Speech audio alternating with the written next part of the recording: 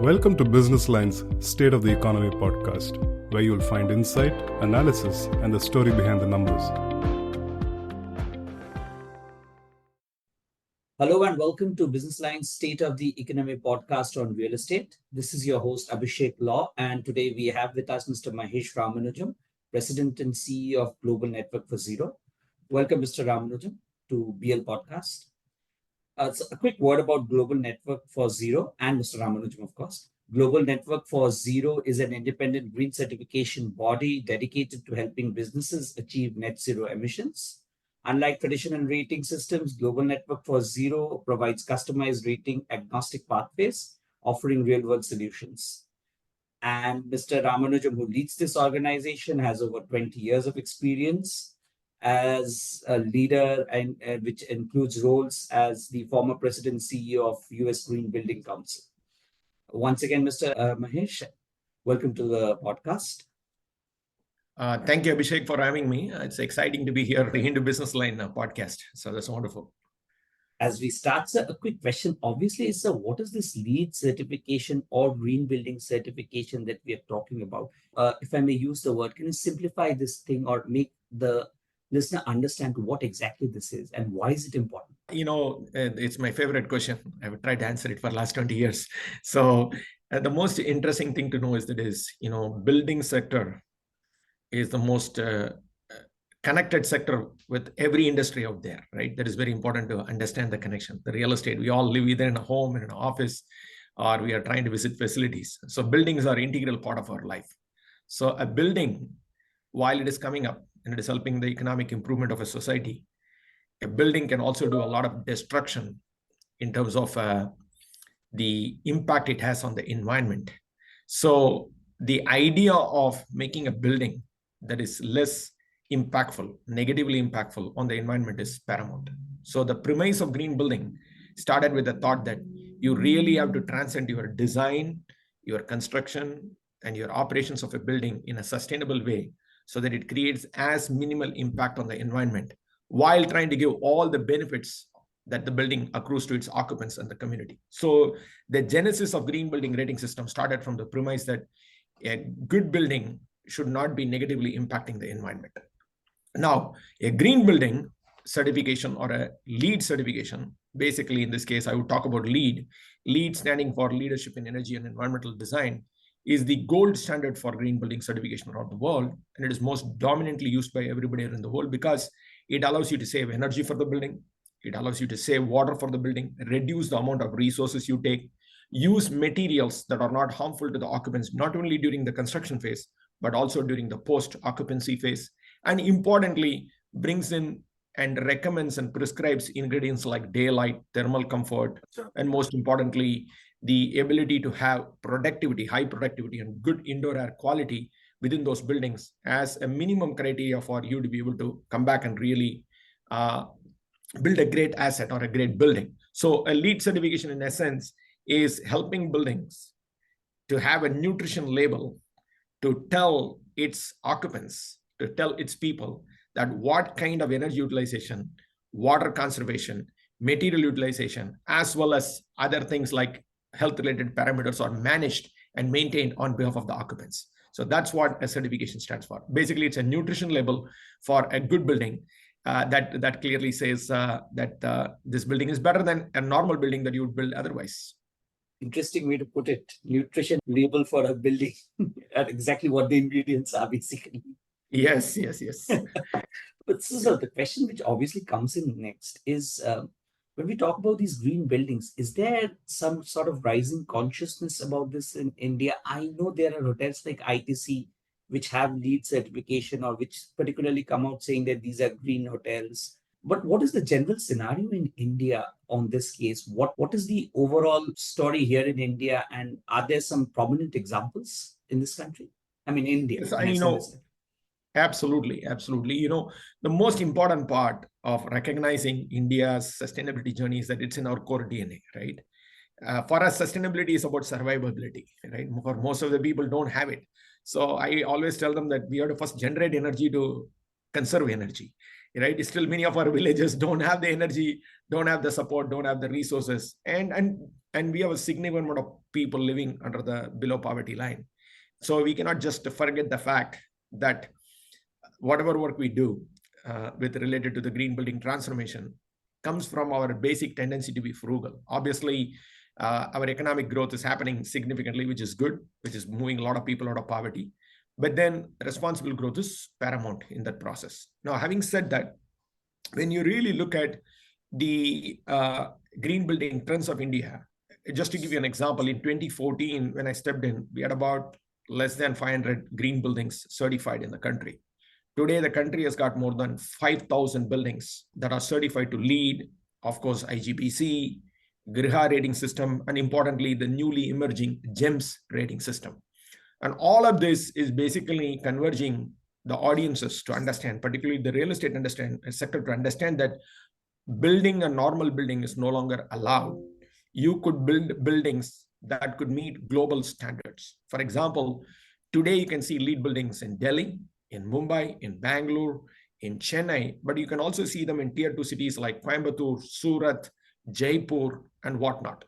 So it is no longer a showcase project, but it is a project that is transcending practices on the ground to better design, better construction, and most importantly, green operations that are going to assure that the green building itself is performing. So from that perspective, India ranks number 3 in the green building market.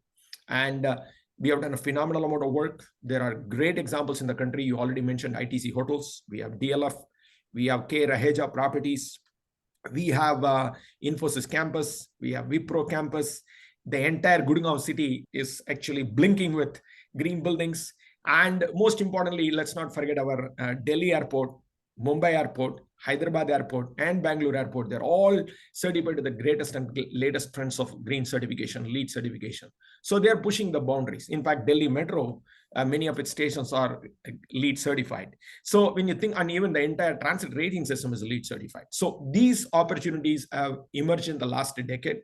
And today we are not just following the world, we are actually marking our place in the world to be a leader and demonstrating that we are doing so many things. On top of it, you are also seeing an emerging net zero trend that is happening extensively in this marketplace. So be it a small space that is 500 square feet to all the way up to a mega airport like a Delhi airport, we are seeing transformation happen on the ground, and green building is built into it. And I'm very proud of that work that, sitting outside India, in the United States, I am always a proud Indian watching this progress for India. When you say India is number 3 globally when it comes to green buildings or having green buildings, which are the other 2 countries which are above us? Obviously, the United States, and Canada comes close on it. And then China leads the number 1 outside the United States. And then, of course, India becomes 3rd. So you can always look at this in the context of outside the United States, India, Canada, and China always are competing for the top 3 place. Okay. Quick question also on this is, does this green building specifically apply to commercial projects, or would it apply also to housing projects? Do you see such demand in housing projects in India? Absolutely. So first and foremost, green buildings are for all buildings, right? Be it a data center, be it retail, be it shopping centers, be it industrial locations, warehouse locations, even community centers, clubs, or the big office buildings that you're looking at, manufacturing facilities and whatnot. So any building can adopt a green building standard. Now, the LEED rating system has done a phenomenal work, and of course, IGBC has also done a phenomenal work, and Griha, as well as GEMS, I should say, have done a good job of actually deploying this across various building types. Now, from that perspective, residential market was slow to adopt green building rating systems. But leaders like K. Raheja, Godrej have all tried to push the envelope related to green building certifications. And they are setting a trend. And even Tatas are setting a trend on how you can use green building rating certifications to actually transform residences and making it healthier places for the residents and the occupants who occupy those homes. So green homes is not a foreign concept anymore. It's a main trend. And in fact, even the consumer understands the importance of it, and some of them are demanding it. Question obviously here is, do green buildings, when a developer is going for a green building, be it commercial or housing, is it a more costly proposition than a regular building? That comes as an obvious question. If so, how much? And do you see there's some sort of government support that is needed now to push this? Yes. The most important thing to understand is that a decade ago, if you'd asked me that question, I would have said green was a premium. But today, green is not a premium because of a couple of reasons. One, there is policy out there that clearly says you have to meet certain environmental requirements. And the environmental requirements and the environmental clearance requirements have actually migrated from the place of minimum requirements to maximum requirements. So thanks to rating systems, green building certifications like LEED, GRIHA, IGBC, and everything, that we have been able to raise the bar on what we should expect from the minimum code requirements for the country, right? Because we were an unorganized sector, and now we are moving quickly into the organized sector for the real estate. And that has helped us to transcend on the ground practices. So clearly, this is not just purely driven by commercial premiums, but it is more driven by law, regulation, and building better building practices as part of the government regulations. The second part is that if you are going to build a new building today, which is not green, and if you're going to build a green building today, pretty much with the same comparable features, the cost should be almost same, right? There should not be any premium on it. Now, to get it right, you have to start applying green or to start designing to green from the beginning. So applying green doesn't work. When you apply green, it becomes costly. But when you bring green as an integrated practice during design and transit into construction and operations, you can achieve that optimal pricing point. That is the second point. Third point is there are people who are going to push that boundary to go to more renewable energy on site, try to create more transit-oriented development, more sustainable integration into their spaces.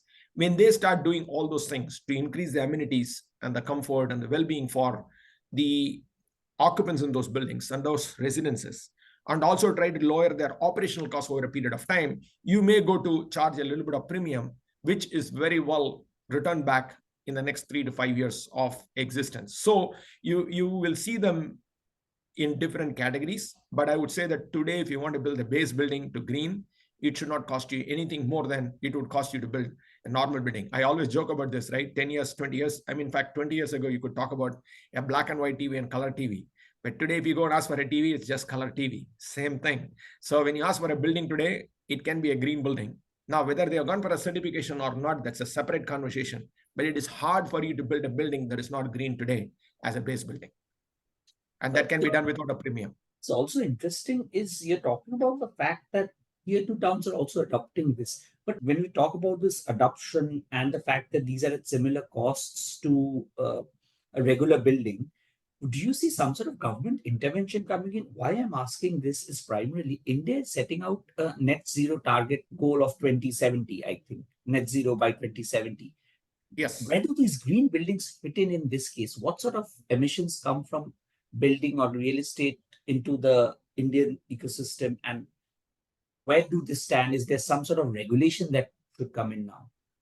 Yeah, I think the best part is that is, a good regulation. I normally am not a big believer of just regulating the market, because whenever you do the regulation of the market, people do the minimum. But if you push people to do more than what they are required to do, that is the best way to do the transformation of the market. So for example, all these green building rating systems today in the country came not just because of a regulation, because a larger market force decided to do the right thing, right? Businesses try to do the right thing, people try to do the right thing, practitioners try to do the right thing. So that transformation is always welcome, but regulation always helps to kind of push the envelope. So a green home regulation is not a bad idea. In fact, you articulated that really well by putting a minimum baseline saying that, look, all buildings need to meet A, B, C, D, E, F, G. And I believe that there are so many guidelines and so many regulations that are available either at a central level or at a federal level now, but a national, a unified, regulation is always welcome.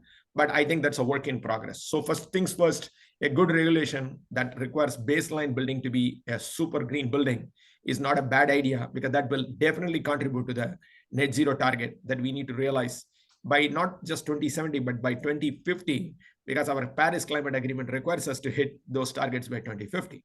Now, India is committed for 2070 for various reasons, and I will not get into it. But I want to focus on one date. The date is 2047, the Viksit Bharat. From my personal perspective, what I continue to advocate for is that the Viksit Bharat has to be also a sustainable Bharat, has also be a net zero Bharat, because you cannot come back and achieve this level of number 3 economy position in the world and become a developed nation at the cost of not being sustainable, resilient, healthy, and most importantly, leading the market. So it's an opportunity for us to really focus on that. To that, the building sector that is contributing to 40% of greenhouse gas emissions and 33% of global energy emissions is not only a great opportunity, but could be a trendsetter for all other industries to follow, because green building industry is well ahead of the game in terms of its adoption, in terms of its awareness, in terms of its ability to actually come back and show that this we can get it done within a reasonable timeline. So to that point, transforming the green building sector, transforming the building sector to green, to net zero is paramount to achieving the net zero target, not just only for the real estate sector, but for every other sector. It is going to be a trendsetter. So all the more important that we have to line up and we have to get it done. And again, to repeat, I would like India to get it done by 2047, not 2070. I appreciate you putting it in a very clear words. You cannot be a developed nation and be a net emitter. You have to be sustainable by that time. I really like that point. Which also brings me to a very obvious question from the point of view of a consumer. Let's say, when I say consumer, I mean end user like me, the man on the street. Whenever we hear the word green come up with anything, we associate a premium with it. If we say, I mean, if I just take simple examples, I'm just saying green coffee, green fuel, we are always associating a premium with it. Now, when we say green, if a developer goes out to the market, and I can understand commercial real estate, the GCC is coming in, green building, there's a certain awareness about it. But as a buyer of a home, if XYZ comes out, an XYZ developer comes up and says it's a green building and hence you're paying 10% more, do you really feel the consumer will understand? Is there an understanding at the consumer level on this? I think you bring up a very good point. In fact, in 2019, I conducted a campaign called Living Standard Campaign, basically stemming from the idea of, this was a US-based survey, but you will realize that the trends are kind of a little bit homogeneous, particularly when it comes to sustainability and green, because most of the trends around the world are same, or at least the sentiments are same. So in that survey, they basically said, when I used the word, when I did a private task force group, focus group, and asked the question about green, green means people immediately thought it's premium. Green means they thought elite, not only premium, but it's elite, luxury, and elite, and also it is not being inclusive. So it is so it felt like you're kind of starting a new religion called I am green and you're not green. You know, that kind of a parity among human beings is not good. So your sentiment is clear. So I do agree that the word green naturally connects back to the consumer as premium. But however, the new world order that we are living in, youngsters coming in, the youngsters are seeking green. They want things to be green. They want organizations to do things that are environmentally friendly. They want organizations to do that are socially relevant and balanced. And most importantly, they want organizations that are leading by values, not just looking for value. So when you look at my generation, I'm not going to tell you you're younger than me. So I will use my generation. We are stuck in the past with thinking that we need to transform from this brown to green. And then there is this new generation that is coming and saying, give me green, otherwise I won't buy anything from you. So now we have to make a choice, right? If we are talking to our children, if you're talking to our children's children, they are going to be the future buyers. They are going to be the future decision makers. So the word green, as much as it is polarizing, can also be advantageous for the new set of buyers. Now, however, the consumer does not understand all of that. But what the consumer understands, that I learned from our campaign, is that they care about themselves. They care about their well-being for their family. They care about their friends. And in the post-COVID world, we saw some unprecedented action from all around the world that where we cared about humanity, right? A very great empathetic, unfortunately, under bad circumstances, we saw the world become super empathetic and compassionate.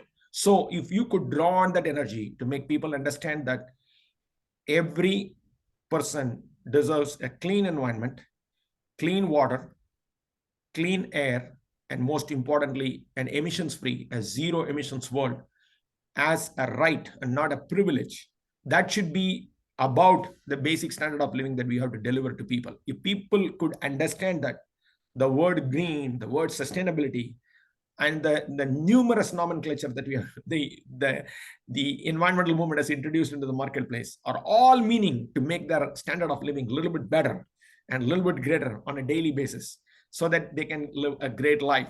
I think that is where the consumer awareness and action has to go. And that's a work in progress. I know we discussed about global trends, and as you rightly pointed out, there's a new world order which wants green. I see that some of my friends switching to bamboo toothbrushes as being simplest example, or my sister explaining to me why I should not use brand X of shampoo because it's not green, and why I should. I understand that, but there's also a question which I can't help but ask when we talk about global market trends and opportunities vis-a-vis India. India as a country has evolved, let's say, in various phases. When I say phases, there was a phase of standalone building developments. There has been a phase of home developments. There has been a phase of commercial real estate developments. There has been a phase of integrated housing developments, which include township developments. Correct. So there's a lot of disparity or mismatch between the times these things have come up.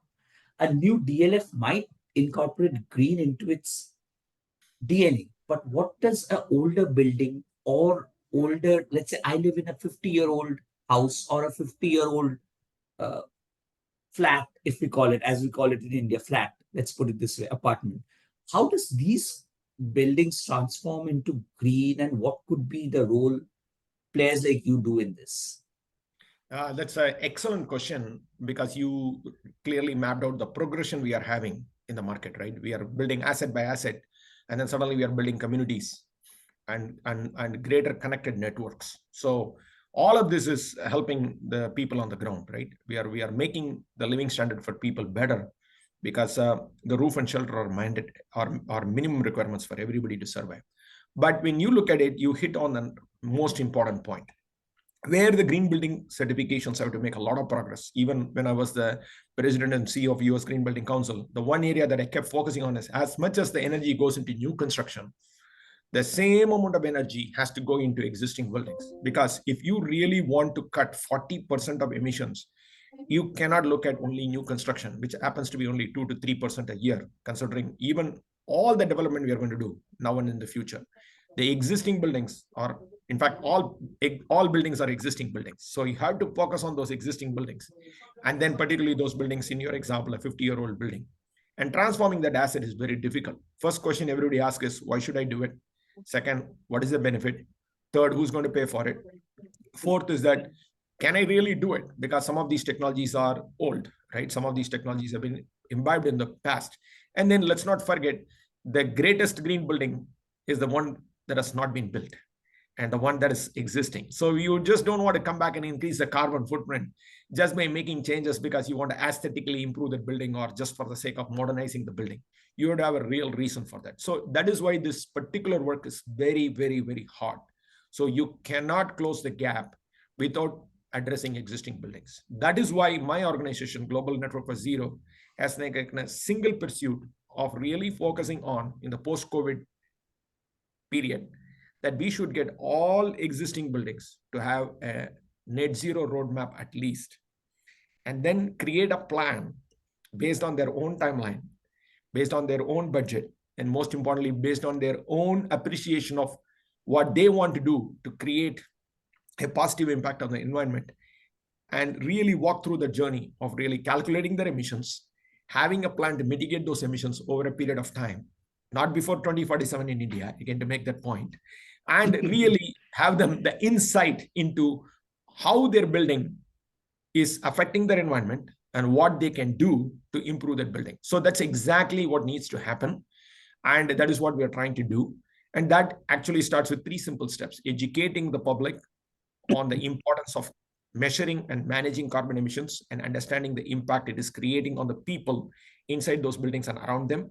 Second, developing a meaningful and a credible pragmatic plan on the ground to really map out a strategy to transform that asset. And even if an answer that comes back and says, I cannot do it, that accounting is important.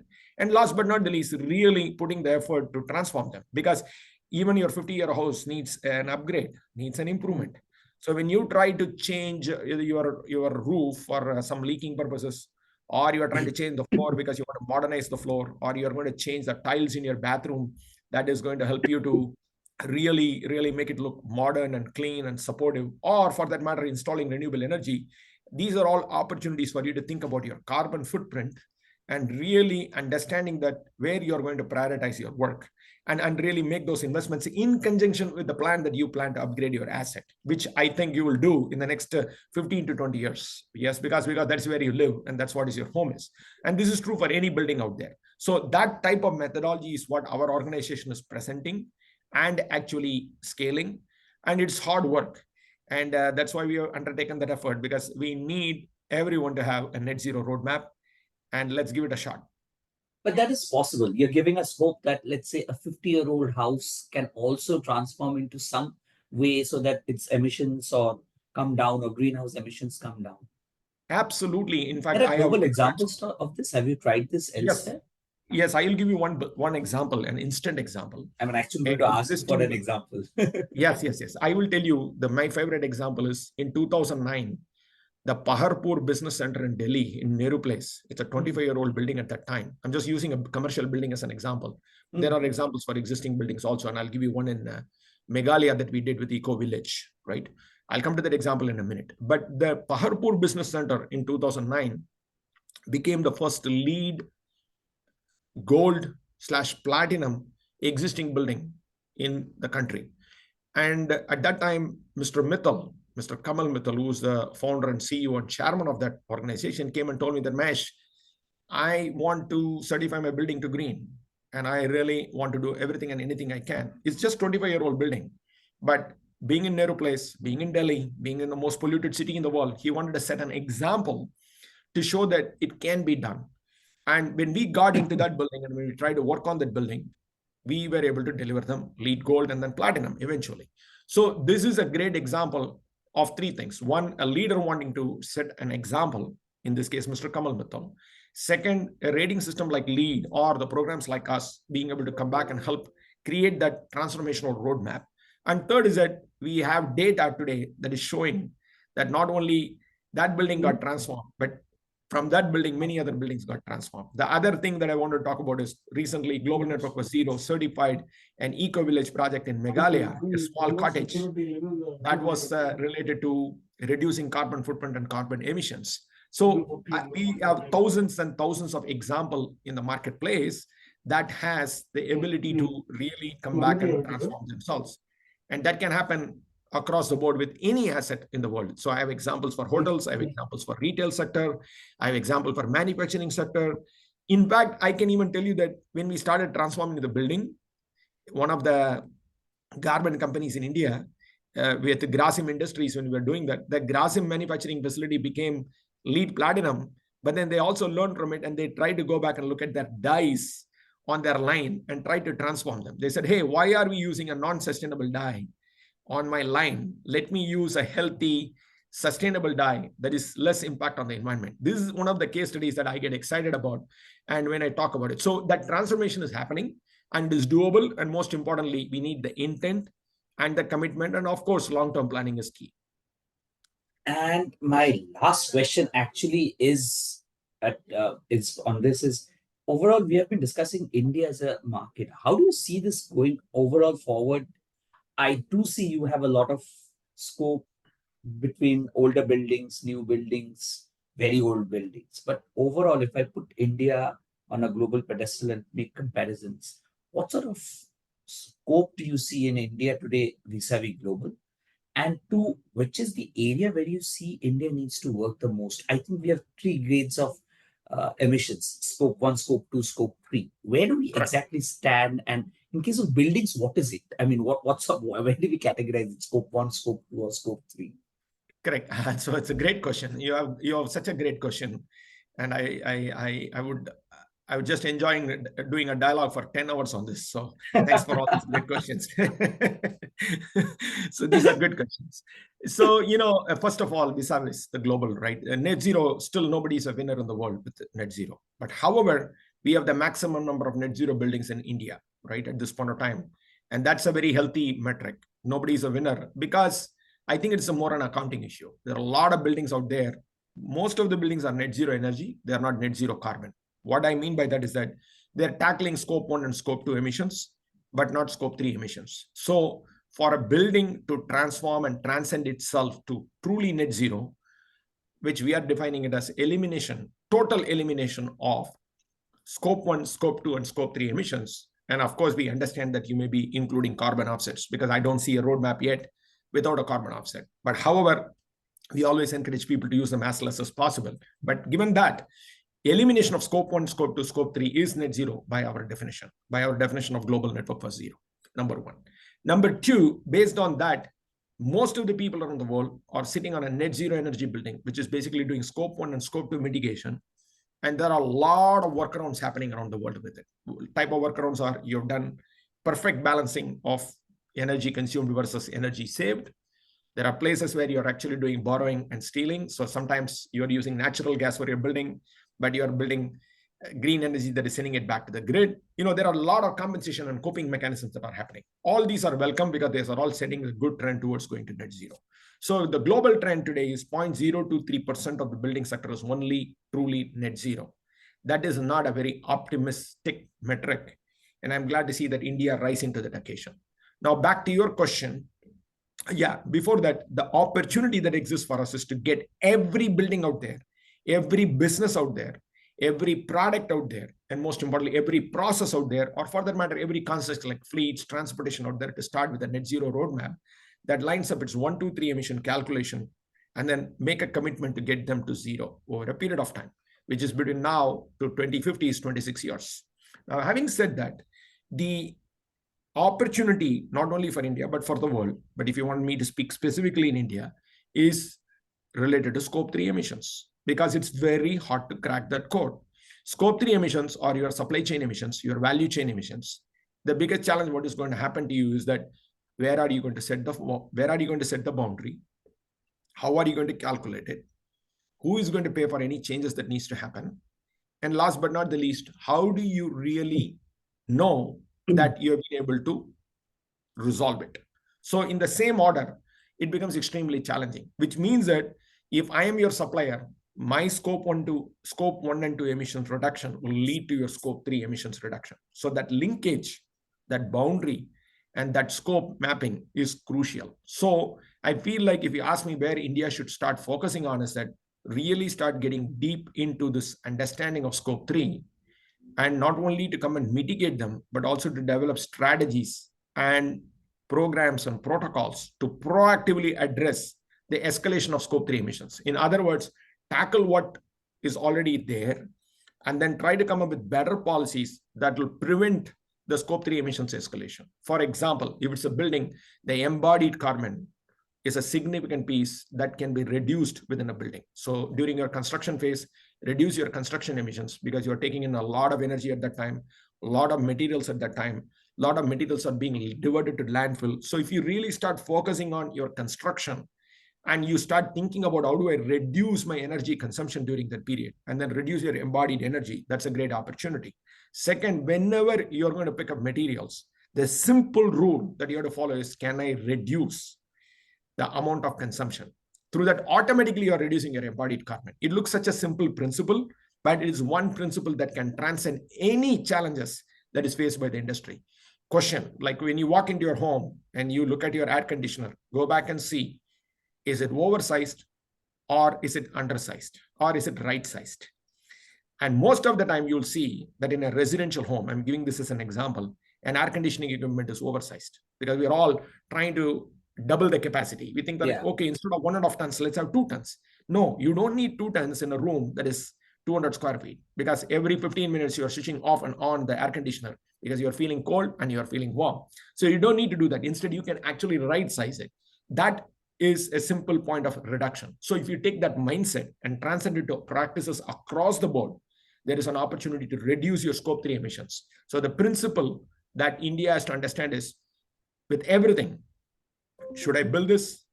Should I reduce this? Should I actually build it differently? And most importantly, can I build it better? If you can take that attitude, I think India will thrive. And last but not the least, I'll continue to emphasize this point, is my most important point that I talk about in the last 30 years of my experience with India. We need to get quality right. We have to prioritize quality, right? A Viksit Bharat, when you become a developed nation, one of the leading indicators for us is that we have quality stuff, be it our products that we export, be it the products that we consume, be it the buildings we build, or the people that we actually deploy around the world, all of them need to embrace quality and lead with quality. So that's the main message. Right. So that was all we had for you. I'm sure we would love to talk more on this, but for this time for the podcast, we could. This would be my last question. Thank you for being on the podcast. It was a pleasure talking to you and getting to know this new facet of buildings and greenhouse gas emissions. Thank you, For Abhishek. being I on this. enjoyed it. Thank you. Thanks. Thank you for being on. Bye. Bye.